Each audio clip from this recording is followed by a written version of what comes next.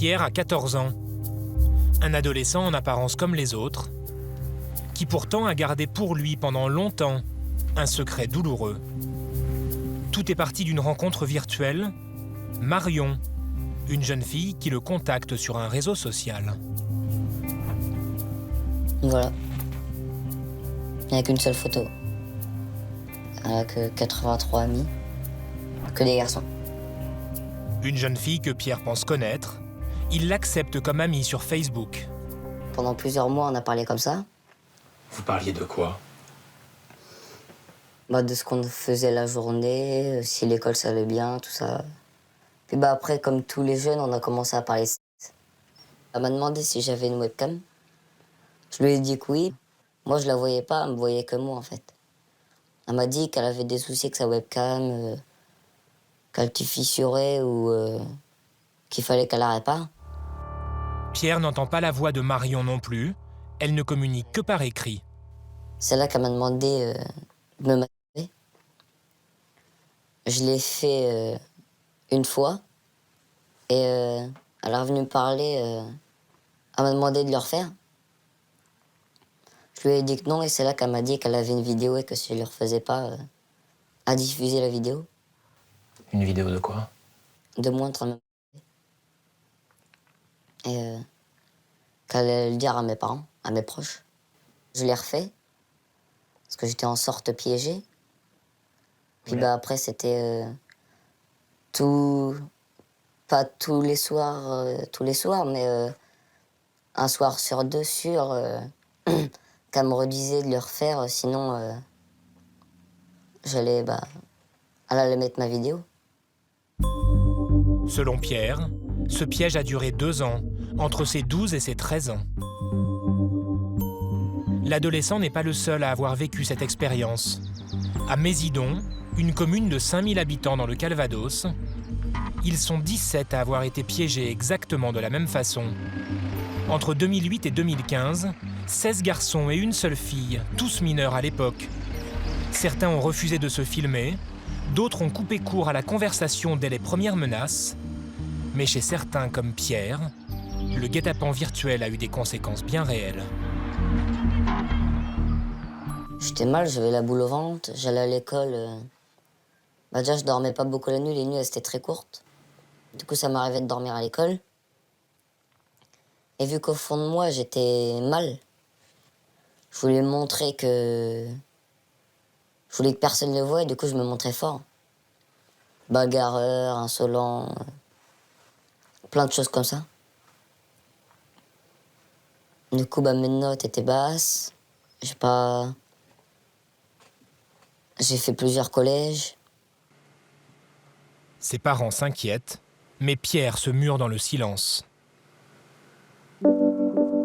La honte autour de ce secret, la peur des conséquences en cas de diffusion de la vidéo, a aussi eu des répercussions sur Thomas, une autre victime, ici aux côtés de sa mère. Bonne question. Lui n'a cédé qu'une seule fois, mais la mystérieuse Marion l'aurait ensuite harcelé lui aussi. En 2010, il est en 3e. Ses notes baissent brutalement, son comportement se dégrade. Une porte ouverte.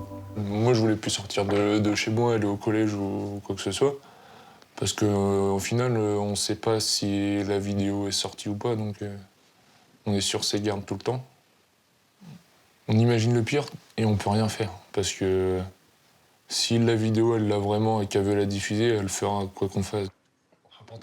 Du coup, après 1 mois d'enfer, Thomas prévient finalement sa mère. Tu viens voir ton frère jouer ou pas ? Il me dit qu'il est harcelé par une jeune fille et qu'il en peut plus, quoi. Il en peut plus, c'est... Enfin voilà, quoi, c'est devenu... Mais tout en restant discret, il ne me dit pas ce qu'elle fait. Il est simplement harcelé. Donc je suis intervenue, j'ai discuté. J'avais une photo, j'avais rien de plus, en disant que voilà, je connaissais les lois et qu'il fallait qu'elle arrête. Au fil du temps, plusieurs adolescents de Mésidon vont s'ouvrir de ce harcèlement auprès de leurs parents. En avril 2015, une plainte est déposée. Grâce aux informations fournies par Facebook et les opérateurs Internet, les gendarmes identifient immédiatement qui se cache derrière le profil de la jeune fille. Non seulement Marion n'existe pas, mais en plus c'est un homme très connu à Mézidon. 37 ans, marié, père de 2 enfants, pendant des années, il a été l'entraîneur du club de basket de la ville.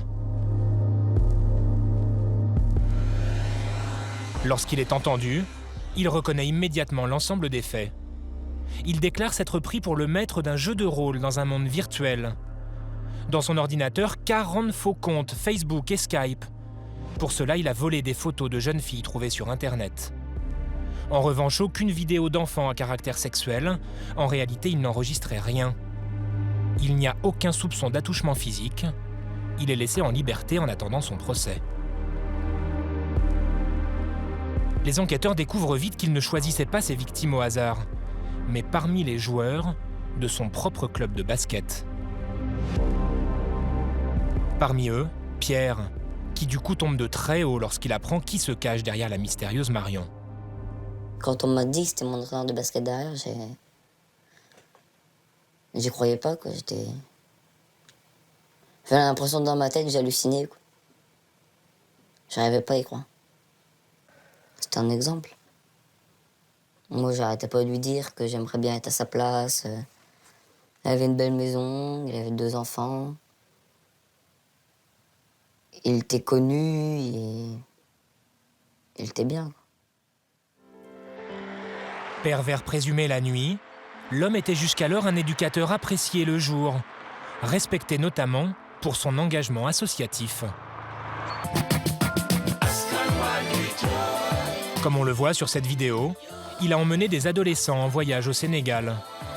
C'était en 2013 pour offrir des chaussures de basket et faire découvrir aux jeunes Normands, au travers du sport, un autre mode de vie. C'est sûr qu'on avait jamais voyagé. Là, on s'est retrouvés sur quelque chose de fort, de très fort.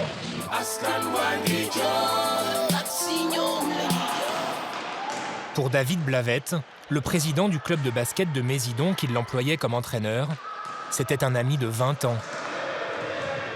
Un homme dont il n'avait jamais soupçonné la double personnalité. C'est un homme ouvert, très passionné du parc de basketball, toujours entouré d'enfants.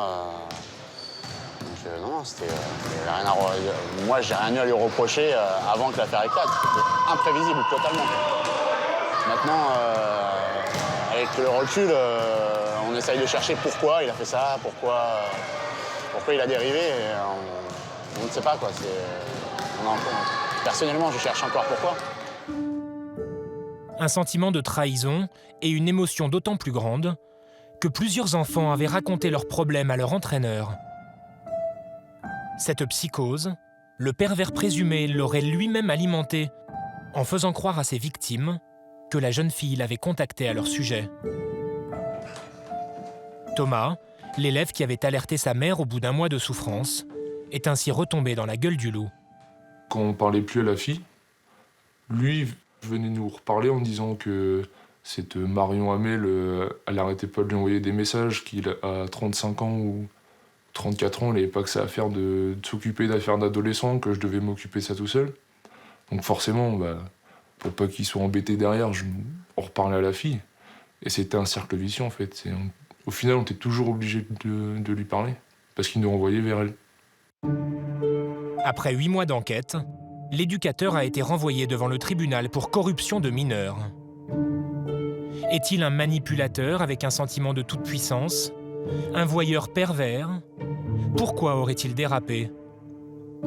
L'expert psychiatre qui l'a examiné conclut qu'il ne présente pas d'anomalie mentale, qu'il n'est pas dangereux.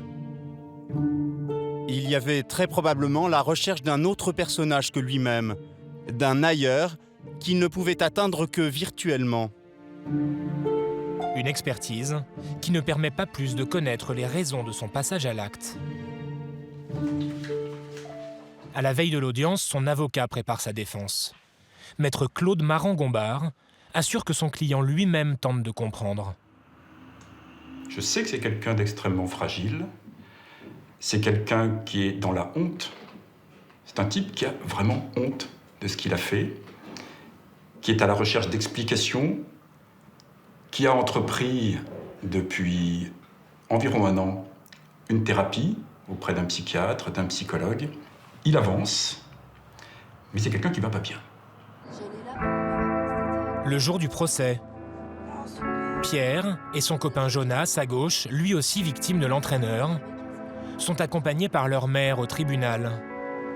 Le moment de recroiser l'ancien éducateur n'a jamais été aussi proche. Sandra, la maman de Jonas, appréhende. C'est compliqué parce que c'est quelqu'un que j'appréciais beaucoup avant. Entraîneur de mon fils depuis l'âge de 8 ans, on le voyait quasiment toutes les semaines. J'ai de la haine, mais plus de la colère en fait. Parce que je me dis qu'il n'avait pas le droit de faire des trucs dégueulasses comme ça quoi, avec les gamins. Je sais pas, je comprends pas. J'ai hâte d'entendre ce qu'il a à nous dire. Parce que c'est un beau gâchis quoi tout ça. Pierre, Jonas et leurs parents arrivent au tribunal correctionnel de Lisieux. Les 17 parties civiles sont là, accompagnés par de nombreux proches. Ouais.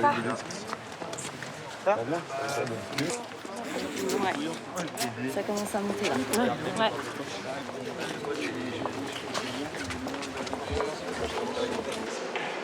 Il est 13h30. L'audience va commencer. L'ancien entraîneur de basket a attendu le dernier moment pour se confronter à ses anciens amis et ses victimes. Il entre, sans un regard pour elle.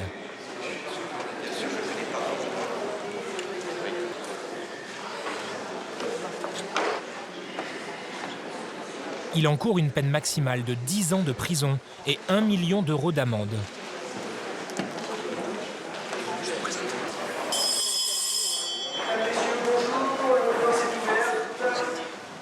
« 4 heures de débat, lors desquelles Pierre et Jonas vont faire face et raconter devant les magistrats, leurs parents et leurs copains leur expérience à la barre.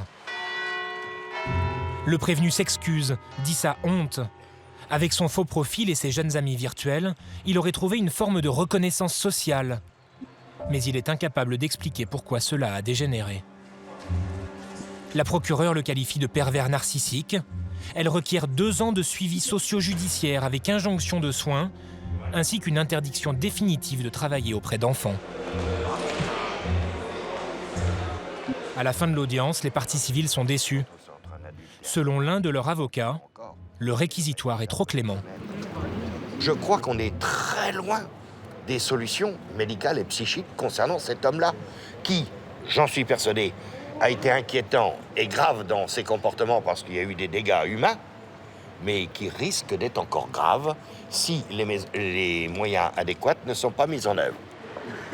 Les parties civiles voudraient que cette affaire serve à prévenir des dangers d'Internet chez les adolescents, montrer que même dans des familles où l'on en parle, les pièges sont possibles. L'ancien entraîneur de basket connaîtra sa peine mardi prochain. Le tribunal de Lisieux jugera alors de sa réelle dangerosité.